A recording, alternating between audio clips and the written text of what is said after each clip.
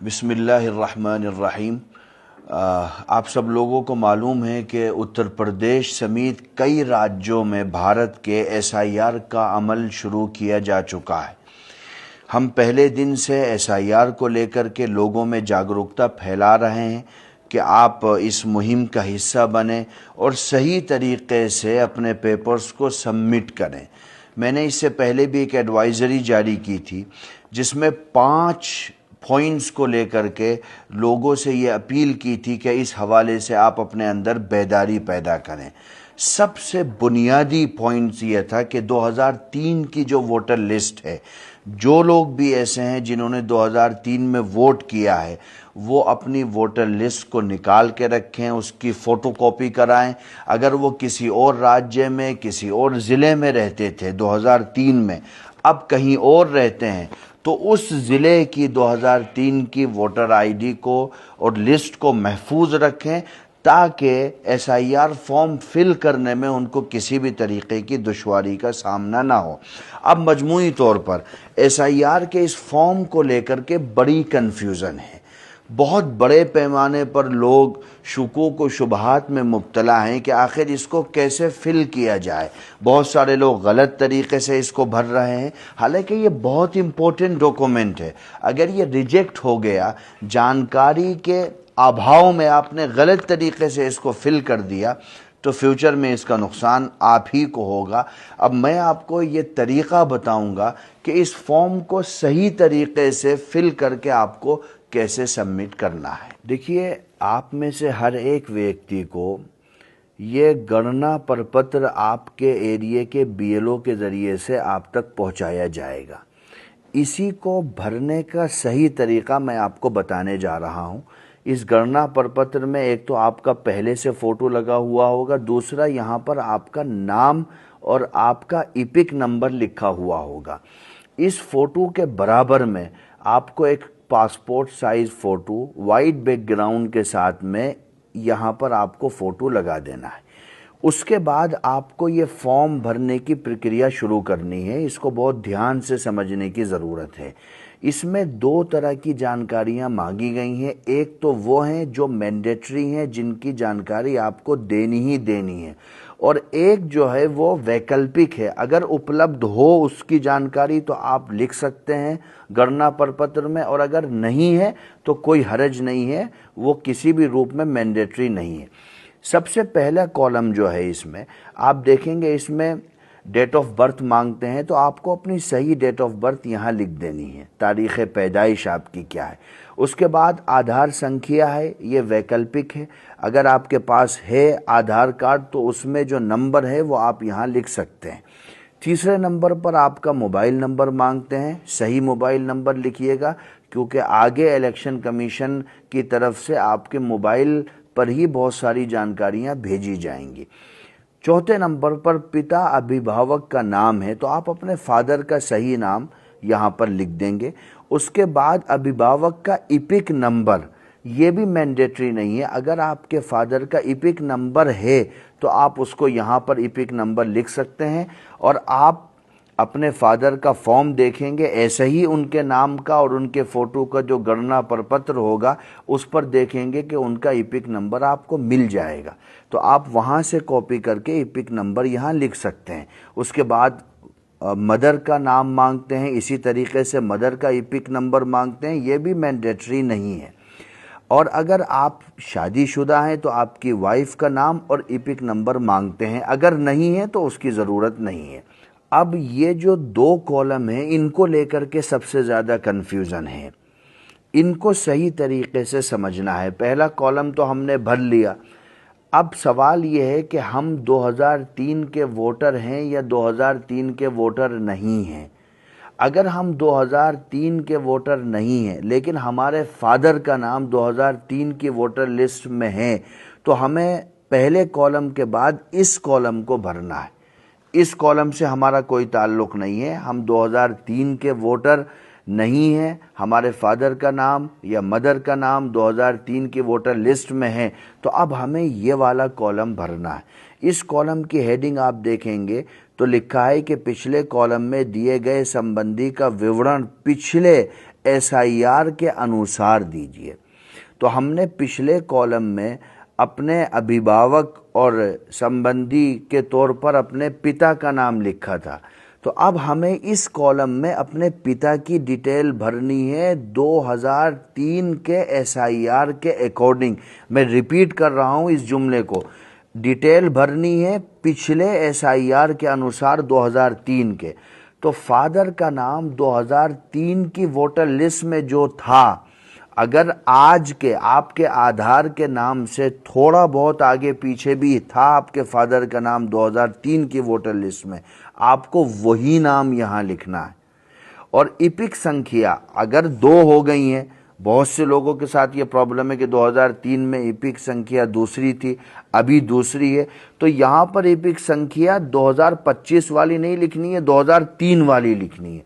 2003 में जो इपिक संख्या थी वही इपिक संख्या आपको अपने फादर की यहाँ डालनी है।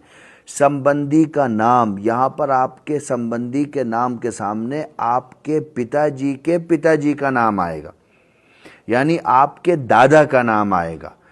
चूँकि संबंधी का नाम आपके पिताजी के फादर का नाम आएगा। उसके बाद संबंध, तो संबंध में पिता का संबंध आप दिखाएंगे, चूँकि आपके फादर और आपके दादा के दरमियान में जो संबंध है वो वालिद का और पिता का संबंध है। आपको अपना ज़िला लिखना होगा, राज्य का नाम लिखना होगा। अगर आप किसी और राज्य में 2003 के वोटर थे तो उस राज्य का नाम आपको लिखना होगा। आज जिस राज्य में है उस राज्य की डिटेल आपसे नहीं मांगी जा रही है। इसी तरीके से विधानसभा निर्वाचन क्षेत्र का नाम लिखना होगा, विधानसभा निर्वाचन क्षेत्र की संख्या लिखनी होगी। उस वक्त बहुत सी जगहों पर ऐसी विधानसभाएं हैं जिनका आज अगर आप संख्या देखें तो उनको विधानसभा 27, विधानसभा 30 कहा जाता है, लेकिन 2003 में वो विधानसभा 17 या विधानसभा 12 थी। तो आपको 2003 में वो कौन सी विधानसभा थी जिसमें आपके फादर ने वोट डाला था, उस विधानसभा की उस विधानसभा निर्वाचन क्षेत्र की संख्या को आपको लिखना है, आज की संख्या को नहीं लिखना है। इसी तरह भाग संख्या है, क्रम संख्या है, ये जो आपको लिस्ट मिलेगी 2003 की वोटर लिस्ट की, उसके पहले पेज पर ये भाग संख्या और जहां नाम होगा वहां क्रम संख्या आपको मिल जाएगी। ये तो उन लोगों के लिए कॉलम हुआ जिनका 2003 की वोटर लिस्ट में नाम नहीं है, मगर उनके फादर का नाम 2003 की वोटर लिस्ट में है, तो वो इस फॉर्म को इस तरीके से फिल करेंगे। पहले कॉलम को करेंगे, उसके बाद इस कॉलम को करेंगे, इससे उनका कोई संबंध नहीं होगा। अब दूसरे किस्म के वो लोग हैं जिनका नाम 2003 की वोटर लिस्ट में है, तो पहले तो वो इसी तरीके से पहले कॉलम को फिल करेंगे जो जानकारी मांगी है, उसके बाद इससे उनका कोई संबंध नहीं होगा, वो इस वाले कॉलम को फिल करेंगे। इस कॉलम की आप हेडिंग देखेंगे तो लिखा है कि पिछले SIR की मतदाता सूची में मतदाता का विवरण। तो इसमें भी ये ख्याल रखें वो लोग जो 2003 के वोटर थे, अगर आज उनका कोई नाम चेंज है, स्पेलिंग चेंज है, तो वो उनको 2003 की लिस्ट के अनुसार अपना नाम, उसकी स्पेलिंग और उसमें अपने फादर का नाम जो 2003 में जिस रूप में लिखा हुआ है उसी रूप में यहाँ पर डिटेल जमा करनी है 2000। इसीलिए इन्होंने लिखा है कि पिछले SIR की मतदाता सूची में मतदाता का विवरण। तो जो कुछ आपने वहाँ दिया था 3 में, सेम वही चीज़ें आपको यहाँ देनी है। निर्वाचक का नाम, आपका नाम जिस स्पेलिंग के साथ में जिस तरीके से लिखा था 2003 में, वैसे आज आधार में क्या लिखा है उससे मतलब नहीं है। आज आपकी स्पेलिंग क्या है आधार में, आपके पैन कार्ड में, उससे कोई मतलब नहीं। 3 की वोटर लिस्ट में जो है उससे मतलब है। लिहाजा आप इस बात का ख़ास ख्याल रखें कि 3 की जानकारी यहाँ भरें, निर्वाचक का नाम लिखें, इपिक संख्या लिखें। अगर आपकी इपिक संख्या आज की इपिक संख्या से मुख्तलिफ थी 3 में, तो 3 वाली इपिक संख्या ही यहाँ पर लिखें, आज वाली न लिखें। संबंधी का नाम आपके फादर का नाम आएगा, संबंध पिता का संबंध होगा, ज़िला लिखेंगे, राज्य का नाम लिखेंगे और राज्य में मैं फिर रिपीट करता हूँ जिस राज्य में थे 2003 में उसका नाम लिखेंगे और विधानसभा निर्वाचन क्षेत्र लिखेंगे। विधानसभा निर्वाचन क्षेत्र की संख्या, इसको बहुत डीपली स्टडी करने की ज़रूरत है। संख्या जो आज है ज़रूरी नहीं है 2003 में भी वही संख्या हो। बड़े पैमाने पर असेंबली की सीटों में उनके संख्या में तब्दीली हुई है। फिर भाग संख्या है, क्रम संख्या है। ये आपको वोटर लिस्ट जो 2003 की होगी उसके पहले पेज से मिल जाएगा। मैं एक मर्तबा फिर रिपीट कर देता हूँ। पहले कॉलम में आप अपनी जानकारी भरेंगे जो यहाँ मांगी गई हैं, जो मैंडेटरी हैं उनका जवाब देना अनिवार्य होगा।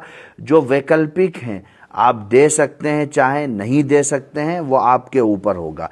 यदि अगर आप 2003 के वोटर नहीं हैं लेकिन आपके फादर का नाम 2003 की वोटर लिस्ट में है तो इस कॉलम के बाद आप डायरेक्ट इस कॉलम को फिल करेंगे, इससे आपका कोई मतलब नहीं होगा। और इस कॉलम को आप अपने फादर की 2003 की जो डिटेल होगी उसके अनुसार भरेंगे। संबंधी का नाम में आप अपने फादर के फादर का नाम लिखेंगे, यानी अपने दादा का नाम लिखेंगे, और ज़िला और राज्य का नाम जैसे अभी ब्रीफ में बताया गया वैसा ही लिखेंगे। यदि आप 2003 के वोटर हैं, वोटर लिस्ट में आपका नाम है, तो आप इस कॉलम के बाद डायरेक्ट इसको फिल करेंगे, इससे आपका कोई ताल्लुक़ नहीं होगा। और इस कॉलम को फिल करने में आप उस बात का भरपूर ख्याल रखेंगे कि 2003 की वोटर लिस्ट में जिस स्पेलिंग के साथ में और जिस तरीके से आपका नाम लिखा है उसी स्पेलिंग के साथ में आप अपना नाम और वही इपिक नंबर, चाहे इस अभी बदल गया हो लेकिन 3 का जो इपिक नंबर है वही इपिक नंबर और अपने फादर का नाम लिख करके बकिया जानकारी को पूरा करेंगे। ये तरीक़ा है सही रूप में गणना प्रपत्र को फिल करके जमा करने का। इससे हम अपने आगे आने वाले दिनों में जो मसाइल पैदा हो सकते हैं उससे अपने आप को बचा सकते हैं।